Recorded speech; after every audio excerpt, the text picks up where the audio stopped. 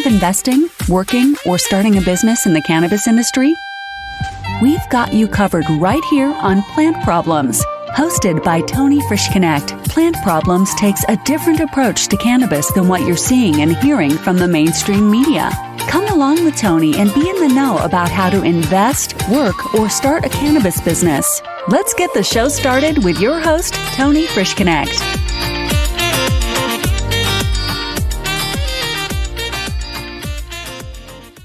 Hi, everybody. This is Tony with Plant Problems. Thank you very much for joining me today. I have Kat Nieh with me, and she has a new book out, Dear Workaholics. I'm so excited that she's here to share her new ideas she's been working on for years, and now she's kind of put pen to paper and typewriter to notebook, and she's figured out how to help some of us out there that struggle with working constantly. So, Kat, thanks for joining us. Hi, Tony. Thank you so much for inviting me on your show. I'm really excited to be here and share my message with everyone here. So, Kat, tell us about your new book and why you decided that you wanted to put all your thoughts down, where your ideas came from. So my book is called Dear Workaholics, and these are my personal messages to the workaholics out there because I'm a workaholic. I'm an absolute workaholic to my core, but I realized I was burned out. I was so burned out that I just realized this had to be more to life than this. So that's why I actually left my job, my corporate job, in January last year and took the time to just work on myself completely. And this book became a distillation of that, of learning what I need to do to embrace my workaholic side, but also find a way to channel it properly into my passion and to actually make me more productive and fulfilled. So it's good that you say more productive, because as an entrepreneur, when you are tasked with so many different things that have to happen, I find that people tend to be more busy than productive. Absolutely. We get caught up in the busyness of stuff, of all the little things we have to do, the nonstop, our to-do list, thousands of items on it that we constantly continue building, right? We check it off, another one pops up. It's like whack-a-mole. I try to figure out how to get all the stuff I want to get done. It's really actually taking a step back from that and really deciding what is more important to you. So when you say taking a step back, like how do you take a step back? A lot of these guys and ladies out there that are building their cannabis businesses, and they've got regulations to deal with, and they've got their phones ringing, they've got 100 emails a day. I mean, this is burning through their time constantly. So how do you take a step back without feeling like you're losing control of what's going on? That's why you have to take a step back. Because if you don't take the step back, you're going to constantly get in that chaos, get stuck in that churning, that nonstop churning. You have to make the choice to stop, take a step back, and really evaluate your life, what you're doing, all the tasks you're doing. There are things that you're doing you probably shouldn't be doing at all. You should be delegating that out to someone else. You have a talent, you have your genius, and you need to really focus on what makes you, one, happy, and two, what is your gift, right? So do what is actually going to move your business forward than the little tasks that anyone else could do. They can delegate to someone else. So us entrepreneurs, we tend to have to control everything. So I do know what you mean by having to delegate. Do you have some simple things you can share with the audience on just how you would delegate stuff? And somebody that's just listening to this has a few minutes, obviously, to break down this podcast is like, well, yeah, what kind of little tips could I have that may help me be able to delegate better? This goes back to stopping and taking a step back, because it's not dealing with the symptoms of workaholism, of all the things you have to do. You actually have to deal with the cause.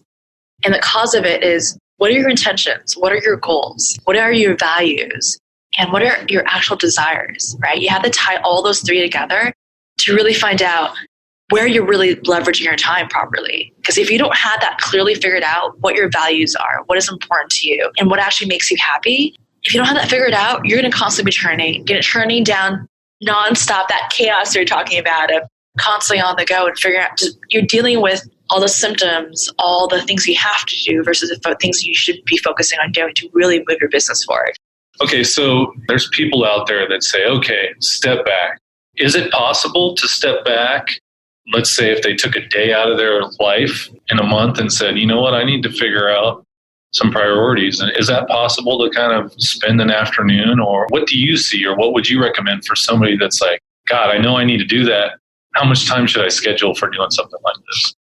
That's a great question. And the thing is, yes, you do need to take the day off, the afternoon off, a few hours off. You need that break in order to really help you clear your mind. Because if you're constant in the zone of working nonstop, churning and doing all the tasks, you're not taking the step to really evaluate and really take a breather. Because it's when you take that time off is when you really get more clarity. You actually get more ideas. You're giving yourself, your mind, that break to be more productive, actually. So yes, taking a step back is important. And also when you come back to it, your to-do list a little differently. So this is a tip you were asking me earlier. Don't look at it as a to-do list. It's actually a choose-to-do list. When you look at the things you have on a list, just start writing everything out.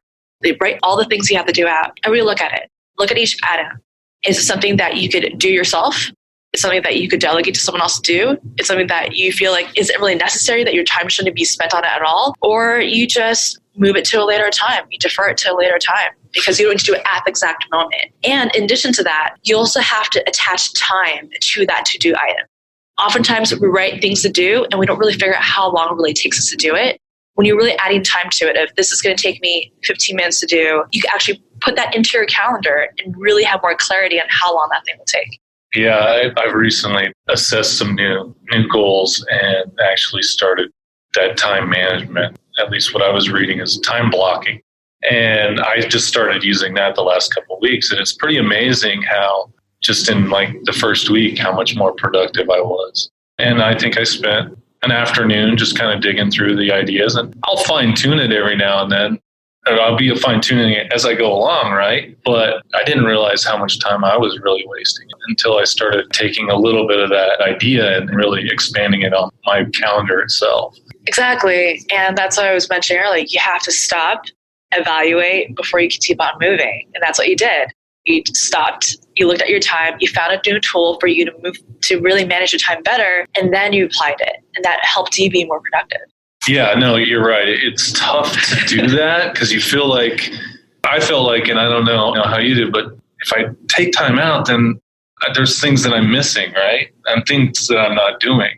And I know I've talked about this several times, but regulations are just challenging to find the right meaning. When the states start publishing all this stuff, you always feel like you're missing something because you're having to fish for it. And so I've found that when I was doing that, I was missing other things. And now I got to separate some time out of my day to potentially, be more productive. That's what I think, right? I mean, exactly. And that's the thing you have to realize. You can't do everything yourself.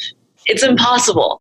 If you look at successful people, they have a company behind them. They have a team behind them. It's not one individual running the entire company, doing everything they need to do. So that's part of why you have to delegate to someone else to do. You have to find the people that you trust and to be able to pass on tasks that you don't need to be doing yourself to someone else to do, so you free up more time to figure out what can you do to move your business forward. This is a question for you about your book.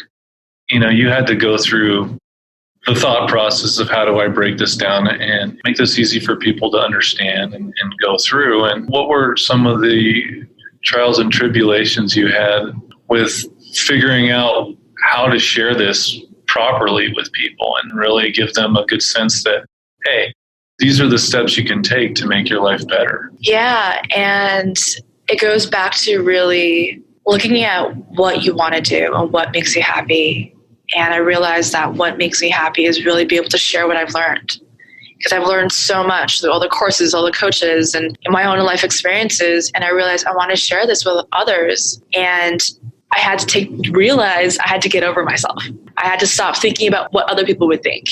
If I wrote this, what would someone else say? And that relates to business too. We're always worried about what other people will think about us, our competitors, our clients, whatever it is. And I realized that instead of trying to work so hard to try to please everyone, which you're not going to do anyways, to really just share yourself vulnerably and openly and focus on what you do best, your audience, your clients will come to you because you're drawing in the proper people based on how you're sharing yourself. And that was one of the biggest things I learned by writing my book, of just getting over myself, getting over all that worries and doubt and needing approval from other people, and just focus on how I could share my message to help someone. Oh, that's great. There's so many people out there that think of writing a book, but nobody ever does it right. Can you tell me what you learned about yourself in the process that was unique to something that you hadn't done before? I mean, the first thing is being vulnerable. I think that was the biggest thing for me, of really sharing my experiences by actually just talking about it and writing about it, and realize that, oh, people actually do want to listen. They do want to hear my stories. And by sharing that, gave me more courage to continue writing. Because I started with a blog first before I did the book. And that's the blog turned into the book and then some. And it's being authentic, being vulnerable. And that was one of my biggest lessons. But also be able to realize I actually have a lot of knowledge. We all have so much knowledge based on what we've learned, what we've experienced in our life. And everyone has their own perspective. We all have our way of seeing the world, and people are curious about that. They want to find out, okay, based on your experience, how could that help me? Or what could I do based on what you've written? How other people inspire each other. So yeah, for people who are thinking about writing books, or if there's a project you want to do, there's a business you want to start, or whatever it is, you should have to go for it and really tune into your passion, tune into what really drives you, and let that fuel you versus worrying about what other people are thinking. You have to do you. You have to be yourself. Well, fortunately, that all the cannabis people out there, a lot of them have become immune to what people think because they kind of have to, because they're in the cannabis business, right? So that's a good thing. You guys out there already have a step ahead. The other thing is focusing on what you're good at is so hard for so many entrepreneurs, and because they want to control everything. And the actually releasing of the grasps of everything is freeing, can allow you to build your business, work on your business instead of in your business, right? Absolutely. And I actually want to challenge you to think about what you think you should be doing, because you feel like, oh, this is what I want to do. But we've also been conditioned by other people, what other people are saying, what other influences are of what we should be doing, how we should be doing it. And they're telling us how we need to be doing things in a certain way versus really tuning in how I want to do it. Sure, you definitely want to learn from the experts. You want to learn from people who've done it before so you can apply that to yourself. But that's the thing. You need to apply what they've learned to yourself, and you need to listen to yourself to see, does this resonate with me? Is this what I want to do? This is what I believe in. And if it doesn't, I'll let it go, right? But if it does, okay, let's dive deeper into it. So that's really how you let your passion and what you're good at, where your gifts are, really drive you forward, because that's what makes you special. And that was what makes you unique. So by doing that, tapping into that, you actually are aligning your business, whatever you're doing, to more of who you are. And that is going to move you forward versus trying to be like everyone else. I want to actually have you expand on that a little bit, because Kat's hit a great point. The fact that there's so many people trying to either start a business in cannabis by either growing, extracting, creating a product to sell. There are so many ideas out there, but what fits your personality? Not necessarily what's the hot thing, right? And that relates to so many other businesses, but it's not just what's the hot thing. What fits you and your personality? Spend some time on that. That's how I'm picking it up from you. Is that correct, Kat? Absolutely. You have to figure out what you bring to the table. That's what makes you unique. If you're just following what everyone else does, you're just like everyone else. You're a carbon copy of them. You're homogenizing the business in a sense, or just doing exactly what everyone else is doing. But that doesn't get you forward. That doesn't make you successful, because you don't stand out from your competitors. So you have to leverage what makes you special, what ideas that you have, what your experiences have been, to really move you forward. That's how you become successful in your own way. There's no blueprint for the perfect way to do it, right? I look at it as all as templates. They're templates for what other people have done, and look beyond your industry as well, right? Look about what other industries have been doing and learn from what they've learned and apply it to what you're doing here. To be honest, everything is pretty much similar problems all across the board. It's how you're finding the right way to approach that problem. That answer might not be right in front of you. It might be something from a totally different industry that inspires you, that actually could make it work for you. Yeah, it's all a template, but you have to build it according to what works for you. Yeah, I completely agree. I think that as business owners, we make it harder than it should be a lot of the times, because we're just trying so many different avenues. And that's why I like what your approach of really understanding what you bring to the table and how you can create a product that nobody's ever seen before, or create a company that nobody's ever been involved in. Or I tend to, when I'm looking at huge companies, I see what their kind of inner workings are, and I try to take little pieces of that and add it into what I'm trying to do. And there's no reason to always reinvent the wheel either, right? I mean, people make it a lot more challenging than it has to be. And again, back to your book, I know that this is something that so many entrepreneurs struggle with. So I really appreciate you putting something out there that people can access at this point and really take advantage of. So I guess I'll ask you one more quick question. Now that you know what you know and you've spent your experiences, if you were to go back and start a new company, whether you're starting one now or in the future, what would be the 3 things that you would say before you even go to spend $1 on any type of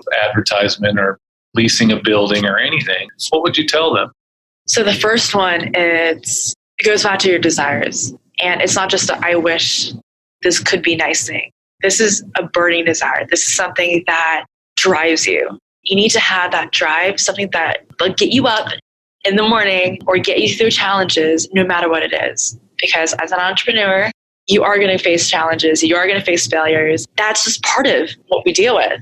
And it's how you get through it. It's not giving up. It's continue moving forward. It's believing and having that faith that, yeah, I have the answer. I'll figure it out. It might not be right now. I have to maybe try a lot of different things, but I'll definitely get there. So it's having that desire to really fuel you is so important. Because if you don't have that, no matter what you're going to do, you're going to give up.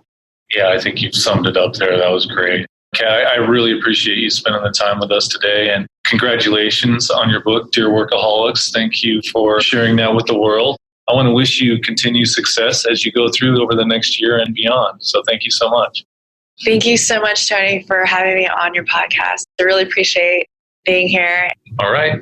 Kat, I want to thank you for being on the show, and I want everybody to be able to contact you if they're interested in either purchasing your book or talking to you about some other things with Workaholics. So go ahead and give out your info.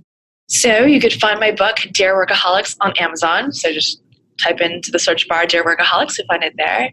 And you can also find my podcast, which is also called Dear Workaholics. And it's on all your favorite platforms, so you can find it there. And if you want to go to my website, it's dearworkaholics.com to actually get more content for either my blog or get more show information as well. And I also have other downloads that you get, bonus book downloads as well that you get access. Awesome. Well, thank you so much, Kat. We'll talk to you real soon. You've just listened to another insightful episode of Plant Problems. If you like what you heard so far, don't forget to tell your friends and colleagues. For additional resources or to leave a review, head over to plantproblems.com. Join us again next week on Plant Problems with Tony Frischknecht. We look forward to having conversations with you as we go along this journey.